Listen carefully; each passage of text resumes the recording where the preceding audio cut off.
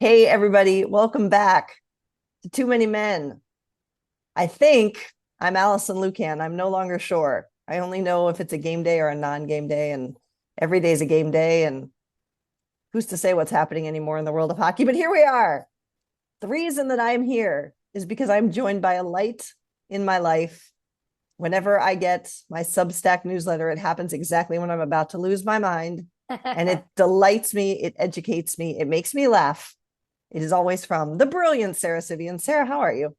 Thank you so much. I know that's when the Substack hits me too. I'm like, all right, let me see what I can get out of here in this brain. Are we holding up in this? We're like 3 days into the worst month of ever NHL hockey schedule wise. It's so bad that it's good, where I'm like, okay, I literally wrote in my Substack, I'm like, okay, no mid team is gonna stop me. I'm just gonna watch the Avalanche. Like, I'm just gonna enjoy it. Let's do it. And who brought you out of this stupor? None other than Bestie Nate, Thank you, Nathan McKinnon. who then they probably have lost 2 games, but that's neither here nor there. We, of course, would not be. Hey, what was that? Oh, she has been dropping shit on the ground. Like she is like having a tantrum this week. Winter I don't know what cleaning. it is. She is us all. Yeah, exactly. Exactly. She feeds off my vibe, so she's throwing shit. We, of course, would not be Too Many Men without Rangoon, but more importantly, without the brilliant, when I see her pop up as being on the national stage as the voice of reason and analysis, Jeff Merrick is lucky to have her give him her time. The Athletic, Shayna Goldman. Shayna, say hi. Hi. How are you? Oh, I'm great. The voice of chaos and whatever pops into my peanut brain at a time. Who's to say? Because I never know. I feel like I can't be trusted sometimes with the microphone because like at least with writing you get a chance to think what you're gonna say, and otherwise I just open my mouth and I'm like, "Ugh, why did I say that?" I think you're That's when the brilliant. best stuff comes, honestly. 100%. 100%. All right, kids. We have lots to discuss, including I gave Shayna her Olympic airtime the other day. So now we get my airtime to discuss a very important topic. But before, No, I'm stoked. Let's go. no, no, no, no, no, no. We're We have not to going there follow the yet. We process. gotta wait. We gotta follow Follow the the process. process. We're just here to follow the process. If we do the things we need to do, the wins and the goals will come, Shayna. All right, Sarah, what time is it? It's time for bit. Oh, Wait, news. see if I can do this right to Oh, God oh, damn it. Wow. I'm like, oh my God, I'm on my shit. I pulled it up and I don't have Nika here to run away from me. oh, that's loud.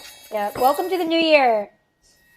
Oh my God, that would have been so funny. Imagine do you guys ever see like the pot people running out with pots and pans? No. Like, What? okay, I don't know. It's like a thing. I remember when we were kids, we did it, but like Rich still does it every year at midnight. He goes sprinting out. So this year it's like him and his brother hammered, like running into the Oh street with my pots God. and pans. And like I sit with the dog. I'm like, I'm not doing this. She's already freaking out. That's Um, adorable. that's like I thought that was like a well-known thing. No. Can't say I've heard of it. I have to, we got to run a poll. Like, have you ever hit pots and pans when you were a kid at midnight on New Year's? Yeah, poll, guys. Respond to this with your thoughts on that one. Please. If we were a more mature podcast, we could somehow insert a poll, I think, but we don't know how to do that. We're I not. think if we were live on YouTube, there's like a very easy way Oh to yeah. do it, but on Um, this, it's like probably not. We can. I think you can do it on Twitter, but Oh yeah, Shane, yeah. if you would like to do that, I encourage you I to. I'm in. I feel like my only Twitter polls are the most ridiculous things. Like, have Well, you? this is very on brand. Then we're perfect. I think my last one was like, have you ever eaten like a frozen ravioli? And because like Rich and Sissy does that, everyone was like, "What the fuck?" And it was like thousands of votes, and everyone was like, "What?" I'm like, I don't do this. I just need to know for scientific purpose. I have in Chef Boyardee. I don't think it was frozen, but like I've in college, I definitely ate Oh, the that shit cold straight out of ones, the can. Yeah. Yeah, Oh, 100%. 100%. Yeah, but and but not frozen.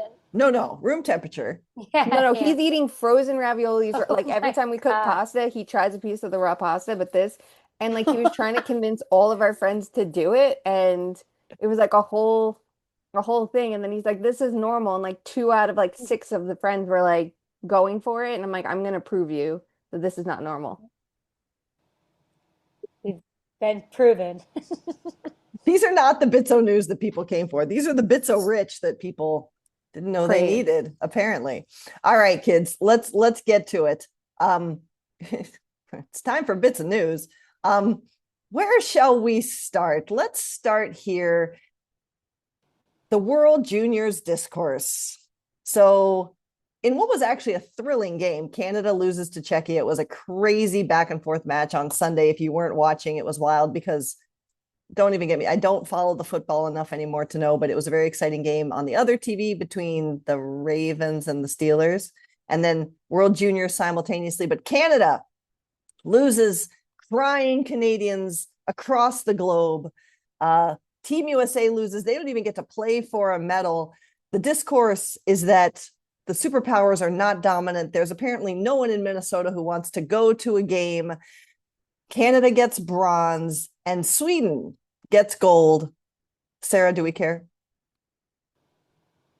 I care. People are trying to criticize Gavin McKenna. I didn't watch it, but it seems like he got like T minus 7 points, like to like tie the record for a Canadian, or like just in general for the tournament. And people are saying he wasn't good. I think he's good.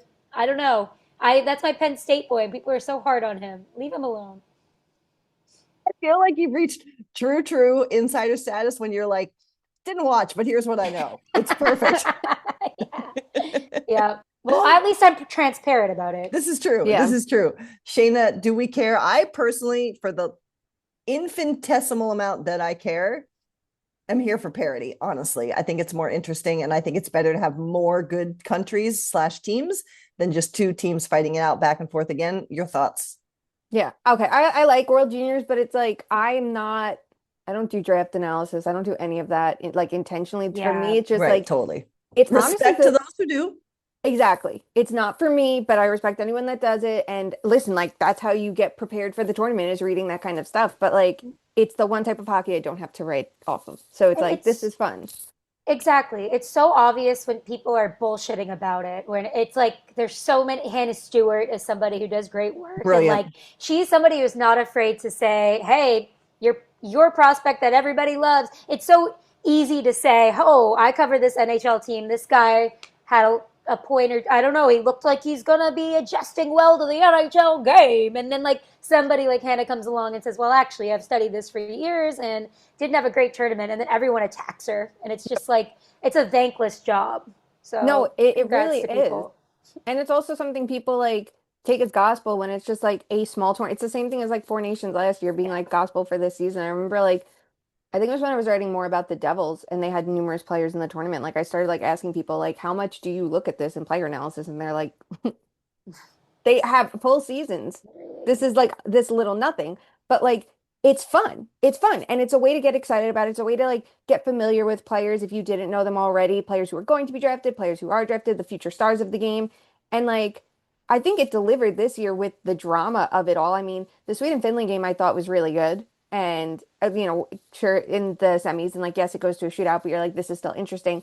But that Canada-Czechia game, I am someone who's very silent when I watch games. Like I don't anything. And I'm screaming at this game in the third period. So you have the football game going, I'll run screening that. And it's like you're just going nuts. But it's a reminder too, like I think in that third period in particular, it's like these are 18 and 19-year-olds running around For playing. sure. Like, you saw, I don't want to say that immaturity, I don't think that's the right word here, but it's like you see that they're young, that they're more unpolished.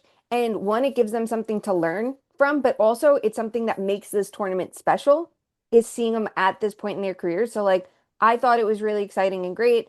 I get it. Team Canada had all these like they had more NHL help than other teams and they still couldn't do it. And everyone's like super critical. But I think Czechia has just been like a disruptor rising up the ranks in recent years. I think it's so exciting. And I think it just makes for a more interesting product. Like they are always a team I'm watching for in tournaments now. There you go. There's our analysis. Analysis. We did it. Good job. Okay. Well, coming out of World Juniors, what I was most interested in and then ultimately disappointed in the hockey men beating out of him was Zane Parekh, the Calgary Flames prospect, who when asked why he's comfortable showing his personality to the media, his answer was this, and I'm quoting the tweet by Joshua Clipperton.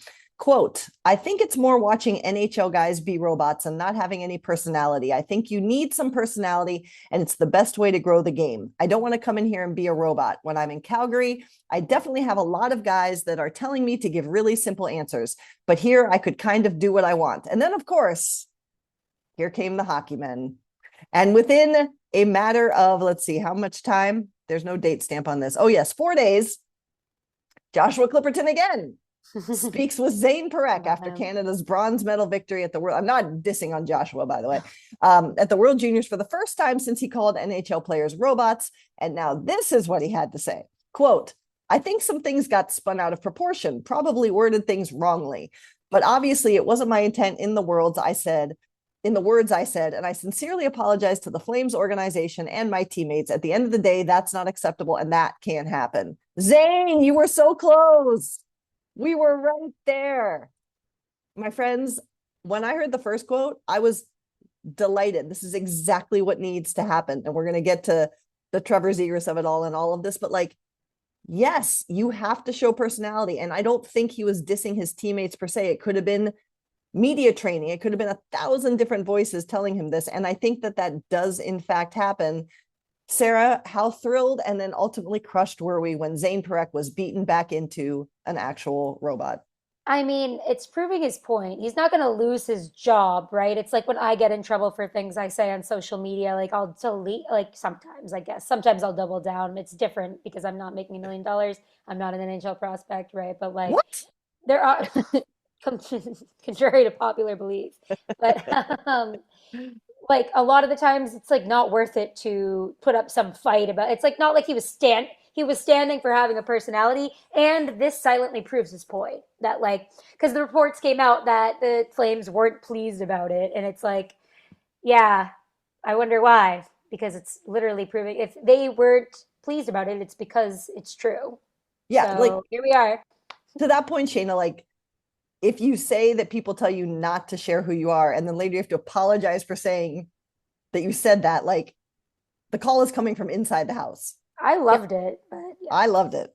Yeah, if anything, like it sucks that he had to walk it back, but it just shows like this is the reality of the situation for like this league as a whole. And we'll get to that more, but certain teams I think have the clamps on a little bit more than others. I mean, like you look at the Islanders, how they are kind of like opening up in the post-Lou era and like social media, and like the Bruins are really good at showcasing players' personalities and the way they make TikToks and share things, or there's a way to showcase who you have, and that it's bigger than just like a team thing. This is a whole the NHL is behind the 4 other major leagues, and a big reason why is because they don't market the game as well. And a lot of that is because players don't have that freedom to show their personality. And like, look, it's not easy. Like when you see a player walking down the street versus, in a helmet, like it's not as personalized. So if you get a chance to like see a player in an interview where they're talking and you get to hear a little bit more about them, it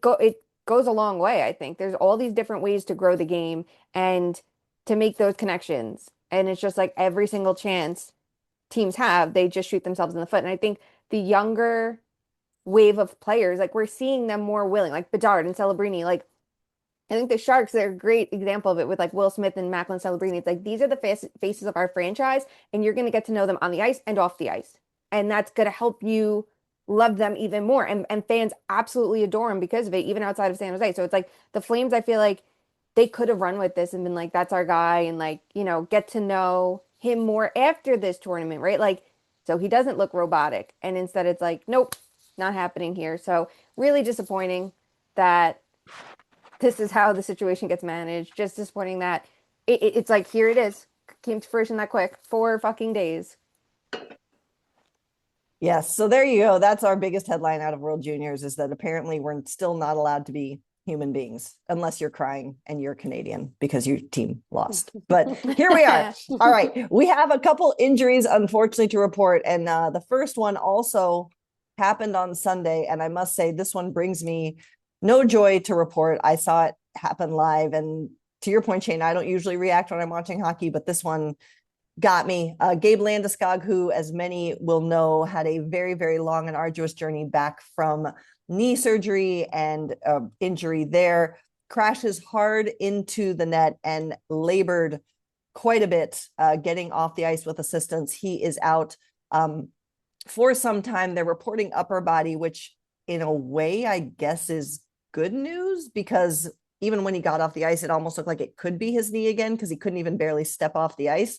But the report from Jared Bednar, as reported by Corey Masisic, is rib cage area.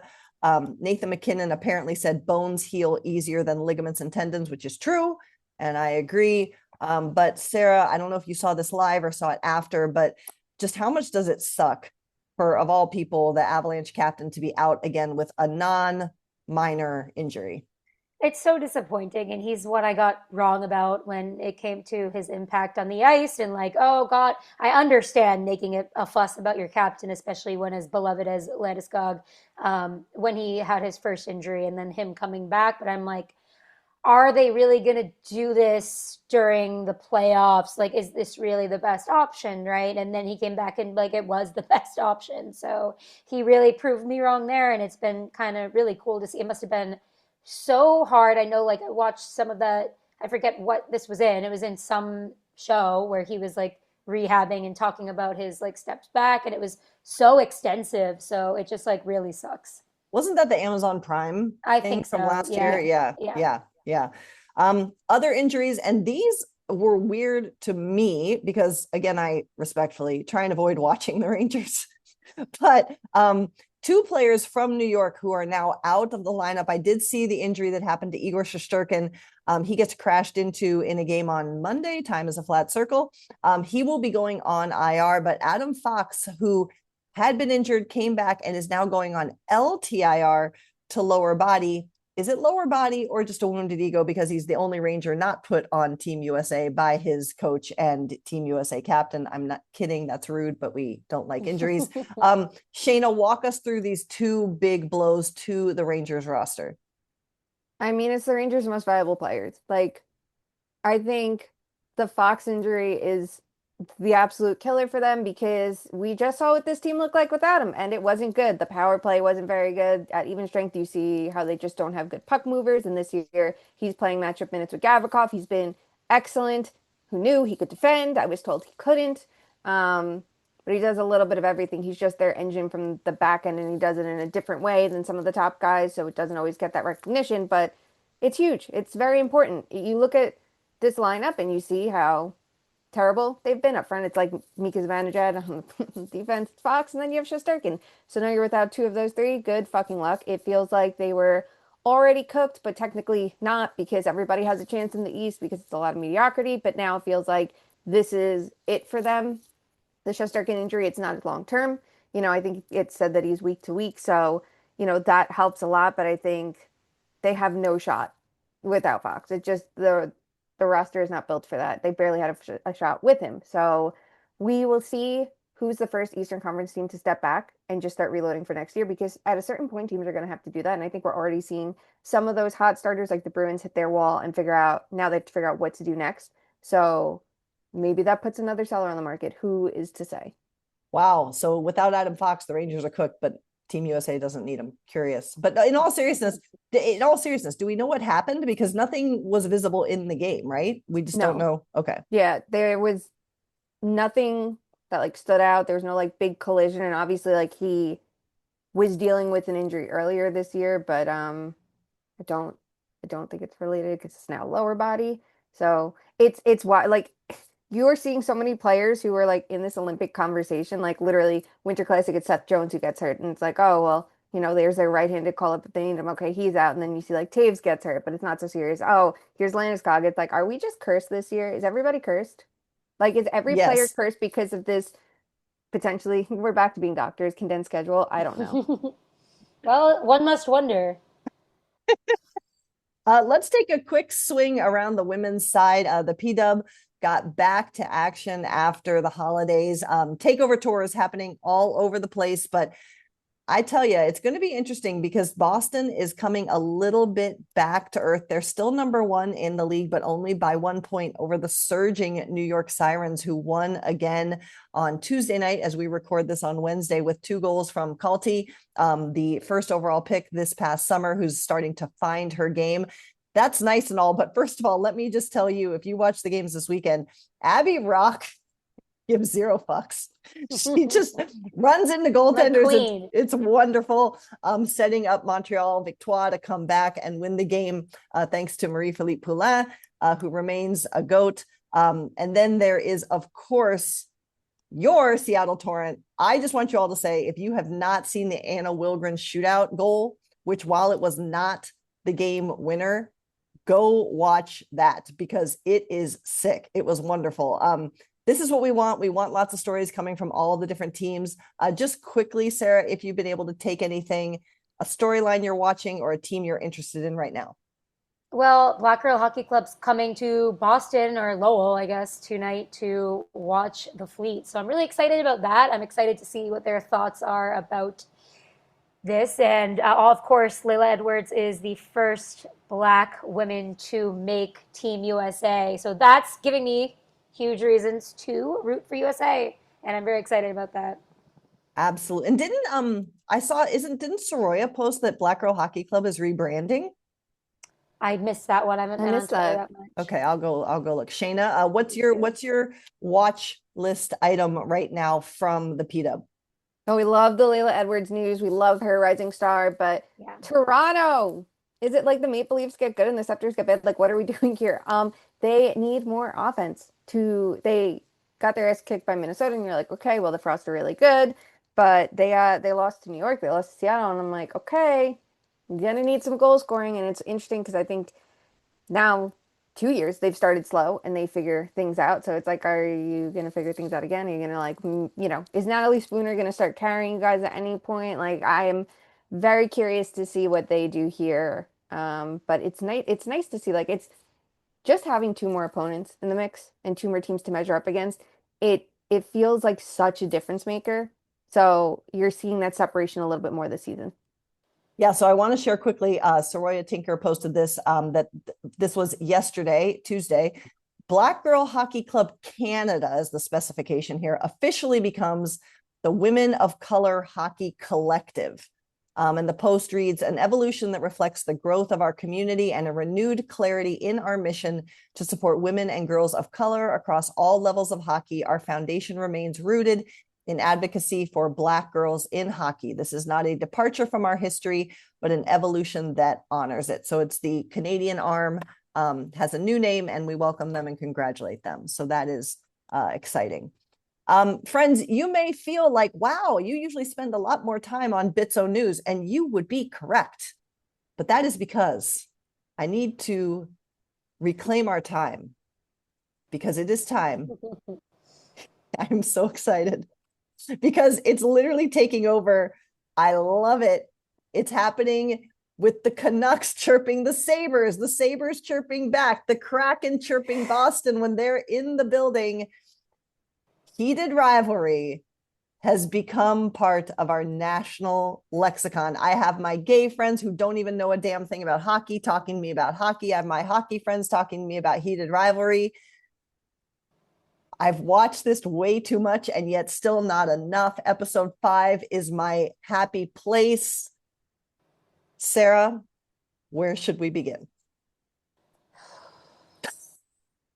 Yeah, at the height of popularity, of the fact that it's like literally my best friend's nanny kid texted her and was like, can Sarah write an article about heated rivalry? Like, and she's like a teen. Like, it's like anybody that you wouldn't expect to care about hockey, like, is locking in. It's a great opportunity for the league to grow. I love that the Canucks called out, what did they say? That in this show, they were like watching the Sabres are like, Buffalo sucks, and so does their hockey team. And then they were literally, what did they go on a 10-game winning streak after that? Or was it 8 more games after that? Whatever it was part of their 10-game winning streak. And I feel like that wasn't by accident. No, not at all. It was incredible. Hold on, I have to find it. It's like, I thought I put it in our chat, but I didn't. Oh So, yeah, and they posted on Instagram too last night. I saw it because I saw what the Sabres posted. Of course, like I love when you open Instagram and it's like it pops up as the top thing, and then all of a sudden your feed just like resets, and it's like, no, just kidding. here it is. I Um, found it. It's okay. so it's a screen grab of in Buffalo, the Buffalo Sabres. The tweet reads, "Things got heated," and then it's a screen grab of when Ilya and Shane are sitting talking and say Buffalo was the greatest city on earth. Oh no, this is the update. Sorry. Yeah, that's the That's the update they put repose. Yeah, last yeah, night. yeah. So the Canucks did the Ilya and Shane conversation where Buffalo sucks and their city sucks too. And then the Sabres respond back because they obviously won the game, recapturing it. Buffalo was the greatest city on earth. Yeah, and their admin is pretty great too. That's Um, awesome. but it's so good. Um, Shayna, I literally thought you were ill because of how you shared your ability to catch up. Can you share with the listeners how you consumed Heated Rivalry to be prepared Yeah. to have this conversation? Yeah. So I was a little behind the ball for two reasons. I didn't get the chance to watch with things going on here like over the holidays, and then Rich said he was going to watch, and Rich hates TV, so it was like very difficult to like get him to sit down to watch it. And then my I had a hold on this library book for like weeks. Like I waited so long for it, and it popped up like Friday or Thursday, and it was like, your rental is here. I'm like, okay, sick. So I read it first, and I read the book literally in 2 days, and then watched the entire show.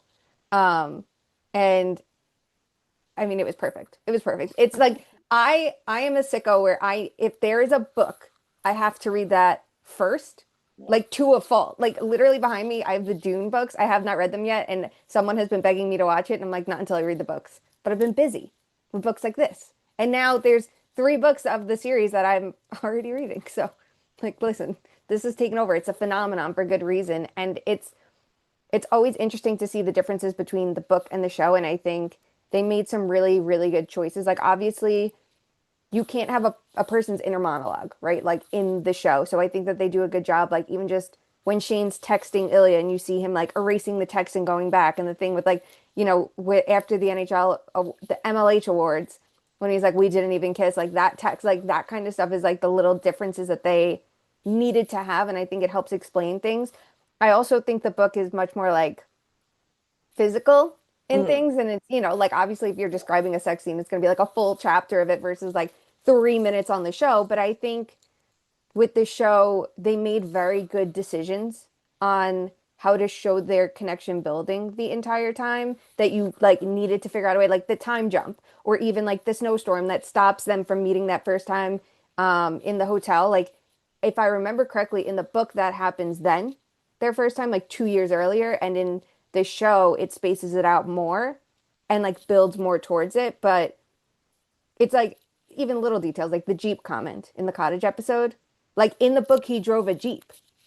That's why he Ah, says it. But I think it was something like they couldn't use a Jeep in the show oh, or sure, something. sure, sure. So that's why they changed it. And like Ilya's obsessed with sports cars. Like it's a huge thing. And it's something more that he says how Shane is boring. There's like nods about the food. Like Shane's eating habits are more talked about in the book, and how Ilya eats like Ovechkin, like who he is based on, with like, getting a McGriddle in the morning and drinking a giant soda. So it's nice to see the differences, and I think it adds nice context. But I just think the way they did it in the show, down to like the music, the outfits, the club scene. The club scene is Oh, the greatest scene in the entire show in my book. I thought it was perfection, every element of it. And it's like to see that, like I was excited knowing that scene was coming, but it still like blew my mind because it was even better. so let's And stick. Oh, go ahead, they Sarah. Go. really just like didn't have that big of a budget, and it became Crave and Canada's like most successful show, I think. And it's so cool. Like now you see Miley Cyrus on the red carpet saying like, "Oh, I do the music for this" or whatever. Where I'm liking the original music from this actually. Okay, Like I'm I'm really glad you loving that brought this part. up. I'm glad you brought that up because I feel like they had deep pulls. I want to see where they go with that, instead of like, listen, if you get a song or two made, it's one thing, but I don't want it that it's like a full original score for this show. Like, I want to see what they find And for it. pay these actors, because I'm sure the budget's not like very much, and they didn't think it's going to come to everything. And I was listening, I like that. Even whatever, we don't, chicklets is its own thing, but they were saying on it that one of the guys went from literally 5,000 followers to like 2 million during the course of the show, which followers aren't everything, but it's literally like the impact this has had on these actors' lives, and like it really is a tangible impact, and they deserve to get paid more, and I need season two. Let's talk about the quality of the show for a second, because I do think, like, I'm joking, but it's true. Like, I have friends who came to this series because they are gay and they wanted to see gay content, as we would all want to see content that reflects us to ourselves. And now they're interested in hockey. And I know we've all had this discourse. Like, honestly, one of the things that's amazing, and it's probably in part because it comes from Canada, but a dig on a lot of the book talk of it all or whatever, is it's like, you don't understand the sport in which you're trying to set this story. And it's so true. The only issue I had with it from a hockey perspective is that there is no freaking way that Kip could afford tickets to what would basically be a No, Stanley those were Scott's tickets though, because remember Scott gave him the tickets in episode 3 and those were the same seats. But, like, come on, he still isn't going on his season tickets if they're not talking. That's not a thing. Then it's still not feasible. It's still a story hole for me. I need to know more. So that was the first book in the series, actually, is a full book on Scott and No, Kip. I know this. So I need to go back. That's the one I haven't read yet, that I'm going to go, and I want to see that get explained. So I hopefully will have an answer for you, because it's a good plot hole. And again, listen, I'm here for it because episode 5 is my very, very favorite. But I thought that the story, like, truly the storytelling is what sucks you in. Like, it's so well done. And if I had the words to describe the shock, the complete and total shock, when I learned that Connor's story is from Texas and not actually Russian, like, after his whole soliloquy, after his father passes away, we should have given a spoiler. Great actor. Insane. Like, insane. His ability to literally convince everyone that he is in fact Russian, and apparently his Russian is spot on, according to people who coached him and who know the actual language. Like, the storytelling and the acting and the trueness, from what I understand, obviously I am not a gay man, but to the gay experience and the hockey experience at the same time, tremendous. So, like, the craft of it really impressed me. And I think he said in an interview after that he had a dialect coach that he started learning Russian like a week and a half. Like, he got the role and then he had like a week and a half where he was like studying it, and then it was like, I think in total a month and a half or something. And it's incredible. And like, I think the idea was, there were 2 things I think they tried to do to like show his arc, which was amazing, right? Like, and it was in the book too, and I think they did an amazing job with the show. I thought he was fantastic in it. His hair gets curlier as the show goes on, and the accent softens a little bit as the show goes on, which makes sense because here he is in America now for like 10 years. 100%. But I thought that was really well done too. But the entire like rant in Russian too, like, what he, remember how like he says he loves Shane on that, but like Shane obviously can't understand him, and then when they finally say it, he asks him to say it in Russian, and I'm like, I wonder, like, I don't remember if this was in the book. I don't think it was, but it's like, did he recognize that phrase? Like, wait, I've heard this before, and it was on that call. So it was so well done. I think too, like, the camaraderie between the actors and all of their interviews, They're so cute. I'm obsessed. I love it. And all And the we stuff. got Harrison Brown in it. Yep. He has a brief role, and that's awesome. Yeah, I love that. Like, this is the one time the algorithm is suiting me, because like literally my entire timeline right now is just heated rivalry content and Oh my God, constant it's interviews nonstop. with those two. And I love it. I love it. I love it. I love it. Okay, let's talk about one more pro, and then we're going to talk about the big con of it. There's a great tweet out there, and maybe we'll put it in the show notes, but it's Francois I'm going to butcher this name. I apologize. My French is terrible. Francois Arnault, who is the actor who plays Scott Hunter, basically he's speaking with Variety magazine on a red carpet somewhere about the irony that, and listen, we've all talked about this, most of the major sports leagues are not super accepting of the LGBTQIA community, but the irony of now hockey like glomming onto this when it's such a thing that they've kind of pushed away from their identity. But in all seriousness, Sarah, have you been able to think about yet, like, it's a great show, it's great drama, it's great storytelling, but how might this maybe start to maybe in just the tiniest way start to change things about how we think about sport, how we think about the queer community in sport, and how we just think about diversity in general? What could this show start to do above and beyond entertaining the shit out of all of us? I like that it makes you consider the day-to-day realities of what a closeted athlete could be dealing with. And I think it's pretty, like Brock McGillis has said, it's pretty realistic on that front of like not just the big moments or like is there one or like the drama speculation of it, but also just kind of the logistics and like I don't know. I think it makes you think about it humanizes that kind of thing because I think even LGBTQ plus fans of hockey are prone to dehumanizing like closeted athletes in these conversations that we have and seeing what the day to day could look like and just immersing yourself in their brain. I think that's a good start to humanizing. Shayna, I don't know if you talking about how you watched with Rich. Do you think this could start to look? We all know this is not going to change things overnight by any means, but are there hockey fans who will watch this and who might maybe start to consider that, yeah, it's probably freaking true that there are queer athletes in your sport, and that's totally fine? Yeah, like my friend group is a bad example of like because they're so like forward thinking and stuff, and it's like the boys My love friend group is a bad example because they're actually no, I know because I there's know some what you people mean, but it's just, like they are like the boys are all in on this show, and yeah. it's not surprising to me that they liked it. Like they all are obsessed with it. Like they're coming here Friday for like a different reason. I'm like, no, we're having a night for just this, and this is all we're talking about the entire night, and I can't wait. But like, I wonder how many people. It's like, are the fans who don't think that there could be a gay player, or the people who would be closed-minded to this, are they the ones who are ever going to be watching this show, right? Well, that's Versus my like point. Yeah. that's the thing. Like I don't know the answer to that.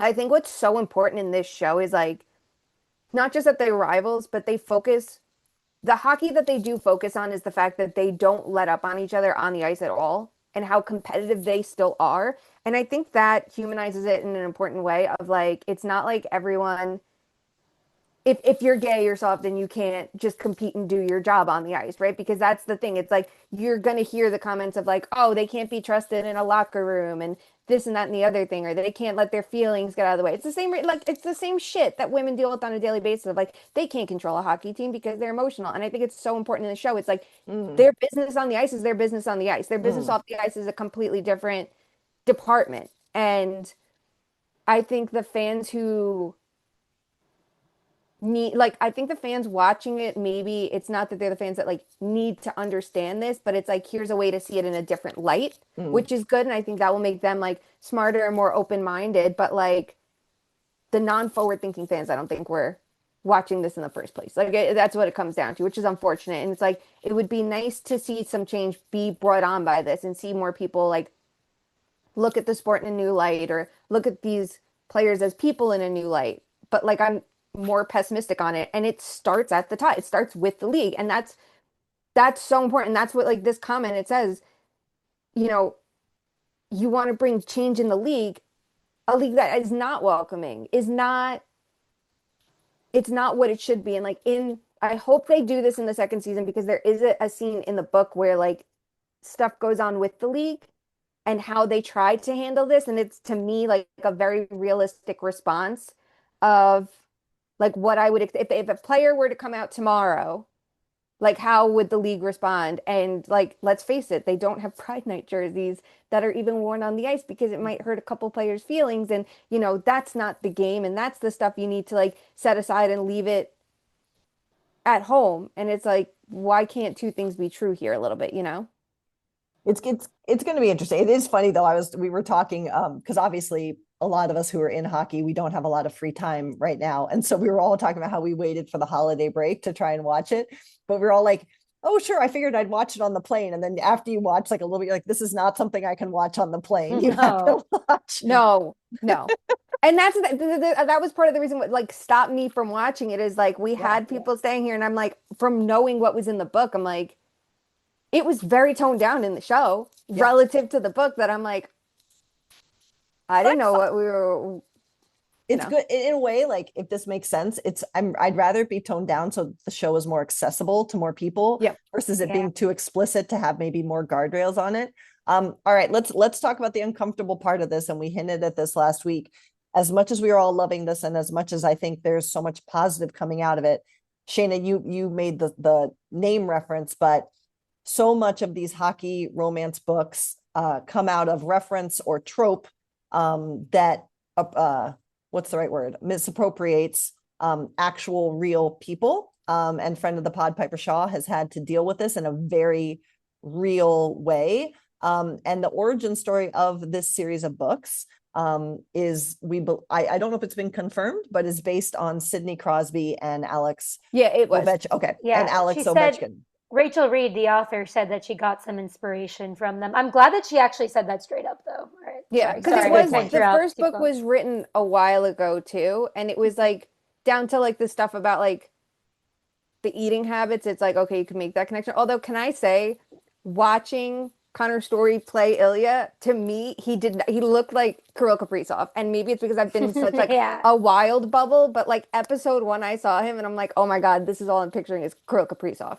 Well, we're into a new generation of Russian players now, arguably, Yeah. right? Like before, when Ovi was in the league, it was like that was like after the Russian Five, like Ovi was the thing, right? Like It's so, just it was the hair, and then I think the yeah. scene when he's smoking a cigarette with the hat, and I'm like, oh my God, I like that see looks it. like Kirill Kaprizov walking into a game. Smoke a cig, Kirill. Let's see what happens. Please, But please join Leon. but I mean, I think in all seriousness, and Sarah, I think you make a really good point that the author, as opposed to other situations where someone won't just admit who they're basing a story on, um, what do we need to do as consumers of this content to be responsible? Because we don't know. Sidney Crosby and Alex Ovechkin at the end of the day are real people, and we don't know how this affects them, if they care, and any answer to those questions is valid because that's their experience. As much as we love this, what do we have to keep in mind? How do we handle this going forward to not get to a dangerous place, if that's even possible? Yeah, that's a great question. God, I think like this is a problem that's overarching in parasocial relationships in society. Like remembering it's not just a hockey problem, but that hockey, it's not your average celebrity. It's actually like you're less Mm. of a celebrity if you play. Like I think like they see your stuff, you know. But also, I think if you think about put yourself in the shoes of a player who is in the closet in the NHL, like the more you're acting like, oh, this is about blah, blah, like assigning who this is about, you're making them more scared or more paranoid to Mm. like less likely to come out because it's like, first of all, these guys might be in a locker room situation where they're teammates of Crosby. Crosby would never do like he's pro LGBTQ plus. Like I'm, but just hypothetically, if he had something to say about it and like oh, that's not me, I'm not gay, or something like that. It's like they find a need to defend themselves, like it's a bad thing, or like, and then that just silences someone even more. So I just say, like, let people come out on their own time. Yep. Shayna, what do you think? What can we, and you've read, Sarah, I haven't read the books. Have you read the books? No, I wanted to though, like after Shayna's descriptions. So as the only one of us who's actually read the book, Shayna, what do you have thoughts on this? I mean, I don't know, like as you're reading it, are you like, oh shit, like this is a little like offside, or like how do we enjoy this but not, like I said before, not encourage inappropriate, infractions on players' real lives? I think two things stood out to me with it. It was one, that they stay competitive on the ice, and two, it's not just, oh my God, these players are gay. It's that Yeah. they are rivals. They are rivals that the media has been building up from day one. And I think that kind of separates this from just of like making it like being gay is like the end of everything. It's not just that. It's that this is someone you're going head to head with constantly. And while we see players become friends at All-Star games and things like that. And that's obviously something that worked for them when they finally got to play together on an All-Star team. Like, it takes it to another level that I think was important here, because otherwise, I don't know. I feel like then it's just like making it out like being gay is wrong when it's not. When it's not. There are so many players who are probably struggling and dealing with how to like be their true selves. Like, because let's face it, like the reality is like there's no openly gay players in the NHL that we know in the public. Um, and it's not like it's going to get easier because the show came out, unfortunately. Like, I wish it was. Yeah. But I think if that's where the show stopped, it would be like, I don't know. I think just it would make it like it's such a bad thing when it's not. And that's not the idea here. This is like, I don't know. It's like I feel like I sound like an idiot right now, and I'm apologizing for that. But it's just something that Oh, you don't want to see it that that's what it becomes when the show is bigger than that. And I think it would be nice if it opened the door. Like, hey, look at Scott Hunter. Like, that Yeah. could be like, that's wonderful to think about. It just isn't what it is. And it's like, it's how fans handle things. It's how the media handles things. It's how players on the ice handle things. Like, there's so much wrong in this league. And I like how the book and the show both attack that with hockey culture. And I think in the second book, you're going to see it even more the way they go after hockey culture. And it's a very important thing here because I don't know. I feel like players are not able to just be themselves. They literally can't even say that the league wants them to be robots without having Yeah. a problem, Good point. let Good alone point. actually show their true selves. Like, it's in 1 week, this is all happening, right? Like, it's Good just the point. reality of it. But I think it's the same thing too with like, you know how people get so hyped up about the actors and it's like, well, they want to know their sexualities and they need to know. It's one thing being like, we need to know Ilya's glute routine because look at his ass. Like, that's one thing. You know, I don't think we're crossing a line there yet, but Yet. needing to know because it's like No, I know. I'm it's a teasing. good I'm teasing. question. Yeah. Elevated dumbbell squats. Okay, everybody, we're all going to be doing them now. Um, but like people get obsessed with these actors then too, and it's like, are they going to lose their spark and the camaraderie that they have, and the way that they don't act media trained in interviews because people take it a step too far and forget they're human beings. Right. So it's going to be interesting to see how this all evolves. And it's like, have we learned from past situations at all? And like the Piper example that you brought up before is like another one. It's like there are real people involved in all of this, even if Ilya and Shane are not in NHL locker rooms. There are players out there dealing with this at all levels and all leagues, and you know, Russian players. That's the other side of the thing of like Ilya saying he doesn't know if he came out if he would be able to go Go home. home. Yeah. So I think it's just like a lot for people to keep in mind of what other people might be dealing with and try to use that in a productive way to make things more welcoming instead of what it is. Yeah. But I'm very excited to see where they go with this in season two because and if it departs from the book at all because like even the end of the show is different. They Don't go spoil it. I'm not. They go further in the book like it ends a little later on.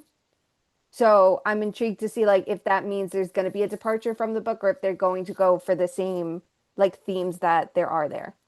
I One thought of the way the show ended was perfect, but like I was surprised it ended there. Well, and like we were saying earlier, it's all about budget and what have you. But like one of the things I love is so the Bruins played Seattle last night, obviously, and so on our we call them the twins because we have two screens, not just one jumbotron.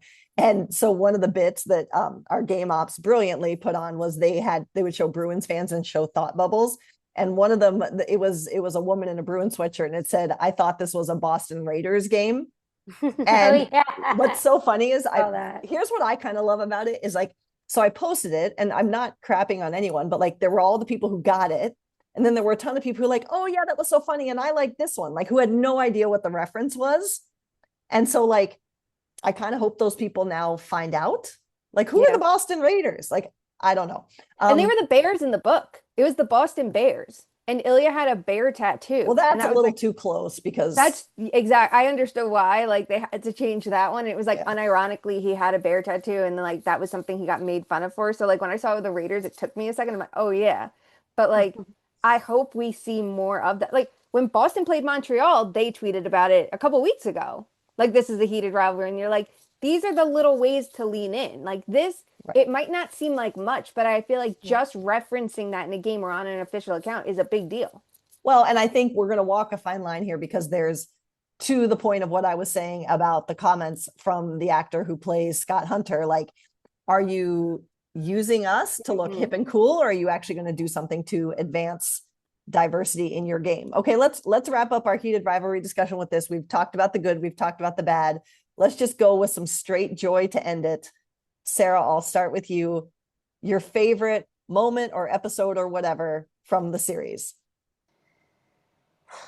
Oof.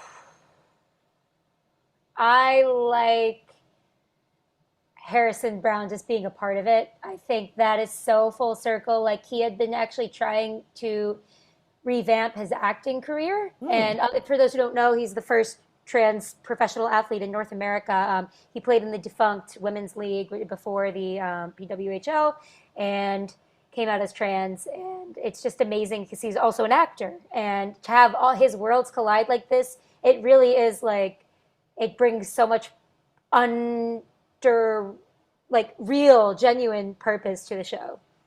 Shayna, you already talked about the club scene. Was Yeah. that your favorite moment, or is there something else that just stands out to you? I mean, to me, that was iconic. It was perfection. Although, no, not even gonna shit on anything in it. But no, the stuff with Miles was weird to me in the club scene. How he was like, because in the book, like he was flirting with Shane at the club, and you like knew he was into him. But then like in the club, he's like up on his neck, and I was like, that was the one thing I was like, it was Oh a little, no, I think you could totally tell the whole time in that whole, yeah, you could tell he was flirting with him, even when they yeah, were sing talking. yeah. But I was like, it was such a leap. But that was one thing that surprised me in it. But the club scene was otherwise perfect. I it was at the cottage. I liked the little things, how it like came together of like, them not being on their phones as much, or even like Ilya saying he wasn't seeing other people. It was like all of those little details of how like their connection just like comes together. Like the entire show was just like captivating, the way they played it and everything. And I thought it was just so perfectly done, like that moment that you're waiting for. And I like that there's not like music blasting for these big moments, right? Like I felt like when they played music, it was very purposeful, like, them texting in the show, but it wasn't like sometimes shows use music to like make the moment and that's what you remember. Like that's like a Grey's Anatomy thing. And I felt like here, like the quiet and the awkwardness of it all just made it even better. Yeah, I know. As I said, I loved episode 5. If I could only watch one for the rest of my life, it would be episode 5. However, the comic relief of Ilya when he meets the parents Oh my God, and is calls them incredible. lovers. And then the shirt, and Shane's like, "You're not helping." He's like, "Do they not know?" And then when he goes, "Hi," like Yeah, they're funny. Like it's real. yeah, Yeah. the whole bit is wonderful. Okay, well, Mhm. I'm sure we'll continue to talk about heated rivalry. I would just say, like, everyone enjoy the shit out of it, but let's also be responsible too, because I think this is an important opportunity to be better about diversity and inclusion in this game that we all love, and we just need to keep that in mind, so that no one gets taken advantage of in a hockey way, in a LGBTQ community being abused or exploited, and maybe we can help make things better. All right, before we end this, we wanted to just go straight heated rivalry, but a new team is demanding that we give them a little bit of airtime, unfortunately. And I was working a game last night, obviously, so I was kind of sort of watching this evolve with an eye to the side last night. But my God, Sarah, will the New Jersey Devils ever score a goal again? What is going on? Ugh, they're cooked. I don't know. It looks like we're in real time. I'm getting updates, and Keefe is on the ice practicing. Tom Fitzgerald is in the building, so something he could get fired after practice, a classic move. But we'll see what happens. Just not pulling the goalie. I kind of see both sides in that one. Where, of course, last night the Devils lost 9-0. So I understand kind of, all right, get it out of your system, right? But like at that point, but also like just kind of a rare move to not pull Markstrom after the worst goalie performance in the modern stats era, which is since 2007. Now, what's crazy is, as much as there is angst for the New Jersey Devils, and poor Luke Hughes is just, Oh, he got booed on his own ice. I That's know, too much. I It's not know, his fault. Like, hello. and I have seen, Markstrom did come out and address the media after, which huge props to him. I mean, that it was hard to watch, but good on him for coming out and talking about it. But Shayna, people are saying that, a lot of this is not even so much about what's actually happening with the team and more of the frustration with bigger issues. And ironically, as we record this, while the Devils are in fact struggling, they are 4-5-1 in their last 10. They've lost 2 games in a row. So it's not like they're on some of the bigger losing streaks that we've seen in this league. They are not in a playoff spot, but again, this is a condensed race on both sides of the league, and New Jersey is 3 points out. Now, granted, they are on the upper end of games played, but is this truly about what's happening with this current team, or is this the angst, the constant angst? And I know you've had to deal with this in the past, of being a New Jersey Devils supporter that sometimes has nothing to do with what's actually going on. I think there is rightfully angst based on seasons past of even like they're hyped and then they fall flat. And I think we've seen that even like here's this team, this fast rush-based team, and they're coming into, to the playoff picture and they haven't been able to just like maintain that enough over the last couple seasons. And there's been a lot of injuries and a lot of bad luck. But I think this team is truly flawed. And I think they came into the season flawed. Like the lack of scoring depth was a problem last year. It wasn't addressed enough this summer. And then even on defense, you see the potential there, but it's like Siegenthaler year to year isn't consistent enough. And Luke Hughes gets this massive contract. And if his name was Luke Johnson, we're going to be talking about this completely differently than Hughes. And I understand that because there's expectations there. But like, to have Hughes and Hamilton, like they're both highly paid defensemen. They're both flawed and in their own ways. Like, I think that's another pressure point. Has Hughes been good this year? No. And I think losing Brett Pesce was a part of it. But now it's like, if you're that kind of player, you need to do a little bit more on your own. But it's like when they get these key injuries, and it started before Jack Hughes was hurt, it was that Pesce injury that was like that huge crack in their foundation. He's back and he's not playing up to the level they need of him either. And the rest of the team hasn't picked it up enough defensively, which is kind of surprising to me that it just feels like it's falling down at every single level. And then they can't score goals. They get Jack Hughes back and they still can't score at 5-on-5. And that was a problem in the beginning of the season too. But the power play made up for it. Now the goaltending's shaky, which it has been a lot of the year. And a lot of it falls on Tom Fitzgerald for how he built this team. He already extended Markstrom, for 2 years with the modified no trade clause. It's not a huge contract, but I don't know if his play is warranted that enough this year. But you just see here's these opportunities to improve along the way, and they just don't take a big enough swing, right? Like they've done that in the past, and obviously getting Timo Meier and players like that are like those huge additions. But here it is, like they could have gotten Quinn Hughes, and it felt like one, they couldn't navigate their own cap situation that they put in place, and some of those contract clauses. But also, it's like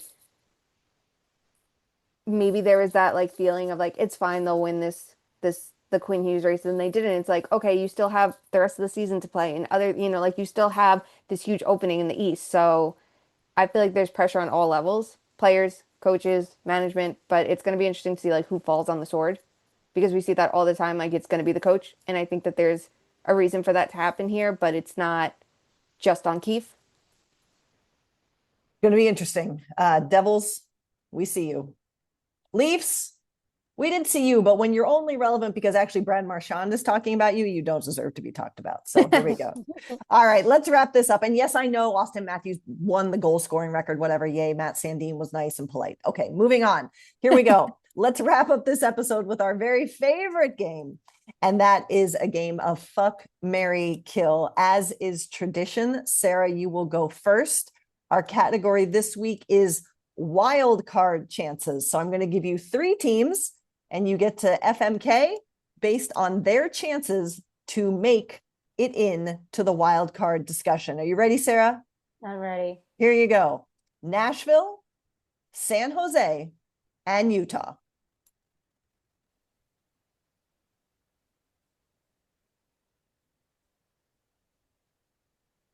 Oh God. I am going to marry Utah.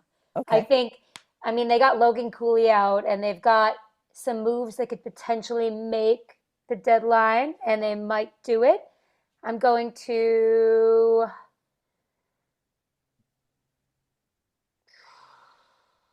kill San Jose. Oh, no, no, no, no. I'm gonna fuck Whoa. San Jose. I'd rather, like, because that's what I want and it's all about me. And I like the trajectory. I'm gonna kill the Predators. They need to die. It just needs to happen. It's over. Shayna? Yep, killing Nashville. Yes, they've turned it around. Yes, they've been very good over this stretch. Like you see Stamkos playing at the level that, they finally figured out how to maximize them, and O'Reilly looks good. But at the end of the day, I think this team is too flawed to do anything, and I wonder if management takes a more proactive approach and isn't fooled by a win streak this time around and goes, how do we fix this mess for the future? Um, I'm gonna swap these. I'm gonna marry the Sharks. Um, do I think that they could sell still? Yeah, I won't be surprised if they do, but I also feel like the Pacific Division is pretty open. Macklin Celebrini is Hart Trophy candidate to me right now. And I'm impressed at how they navigated the month of December, honestly, because the goaltending wasn't there. In November, the goaltending was perfection, especially on the penalty kill. And that just wasn't the case in the month of December. And yet they're still coming together with these wins. And I think that they're learning to win games differently. That I'm like, you know what? I'm in. Let's see what they can do. And I'm putting my feelings in this and I'm putting my feelings behind them. I will fuck Utah. Maybe it's also because Utah's let me down. Like last year, I fully committed to them and then they didn't do it. I agree with you, Sarah. Like they're going to get Logan Cooley back. They're definitely the more complete team of these three. And it feels like we've seen management be willing to take big swings. So that totally could work out for them here. But I'm going to put strikes against them just for like a matter of being in the Central because there's no shot they can jump into that top three. And I also feel like the Kings and the Ducks being so bad, like gives the Sharks that better opening. I am going to agree with Shayna for slightly different reasons. I am going to kill Nashville because, like we all said, no, it's not. Like you tried. There's no more concerts to cancel. There's no more threats to offer. Literally. We are just here. Go enjoy your break and go somewhere warm. I'm going to marry San Jose over Utah more specifically because while San Jose's goaltending has faltered of late, I think it is more balanced and sound than Utah's. Like Utah has veggie, and if you don't have veggie tails, you have no tails. And Ooh. you cannot ride him like you are. This was the problem they got into last year when they had injuries and, players had to step away as they well should to take care of their health. But I can't, I try with Utah. I try. And I know on paper it's dynamic, but like, I can't. I'm so sorry. Like, good for you. Apparently, you're getting an outdoor game that's being announced, but San Jose is just electric right now. And I think it'd be fun. And I think we've been in this discourse and we talk about this all the time for so long, which is why I'm marrying San Jose, of a rebuild can't work, and Chicago failed, and all these teams failed. And like, I'd like San Jose to be an example of how to do it. And as we've talked about, also keep a culture from becoming a problem as well. So there we go. I Okay. like it. Okay. That'll do it for us, my friends. We were delighted to bring you some thoughts on heated rivalry. Sound off if you have different thoughts or if there are aspects of all of this that you think we missed plot wise, actor wise, or impact wise. We'd love to hear more about it because it is so much fun and it is a great show and it can help us all think about cool things, fun things, and important things. That'll do it for us. If you want to keep that conversation going, you don't already know, you can connect with us on social media, our YouTube channel, as well as our Twitter, as well as our Instagram, our 2_much_man. If you're looking for us on Blue Sky, we are 2-much-man. We'd love to hear from you at any of those points. If you'd like to represent, as it's always cool to see in the wild, you can get some Too Many Men merch at toomanymen.printful.me. When there's time to take a breath, we'll see if Shayna is able to bring even more merch to the site. We love to see it. And as many teams are starting to hopefully recognize Pride in the spirit of the Kraken hosting Pride Night tomorrow, Thursday, or as you hear it today, in all ways, in all communities, we ask you all to do something, no matter how big or small, to make sure that hockey truly is for everyone. And the only heated rivalries are those of the heart. We will talk to you soon. Love you. Bye.